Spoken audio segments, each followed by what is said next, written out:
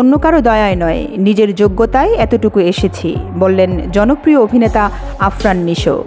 গতকাল এক ইন্টারভিউতে আফরান নিশো জানায়, কাউকে তেল মেরে চলা আমার পক্ষে সম্ভব না। আমি নিজ যোগ্যতা আর কঠোর পরিশ্রমের কারণে এতটুকু আসতে পেরেছি। হঠাৎ কেন এই কথা বলল আফরান নিশো? তাকে ইঙ্গিত করলেন?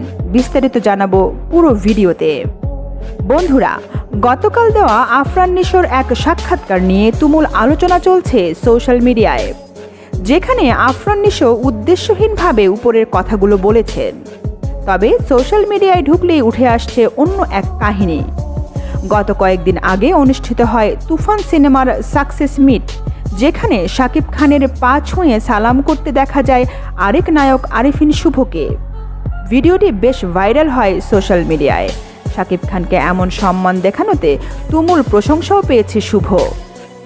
তবে শুভর এমন কাণ্ড নাকি সহ্য করতে পারছে না আফরান নিশো, তাই তো উদ্দেশ্যহীনভাবে সরাসরি আরিফিন শুভকে হিট করতে নাকি এমনই মন্তব্য করেছে নিশো।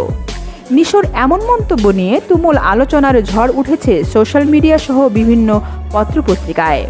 বলা হচ্ছে, নিশোর মনে অহংকার জন্মেছে, সে সিনিয়র শিল্পীদের সম্মান করতে শেখেনি, তাকে বয়কট করা উচিত। অন্যদিকে বর্তমানে শাকিব ভক্তদের মধ্যমণি হয়ে আছে আরিফিন শুভ, কারণ ওই একটাই, তুফানের সাকসেস মিটে শাকিবের প্রতি দেওয়া শুভর সম্মান।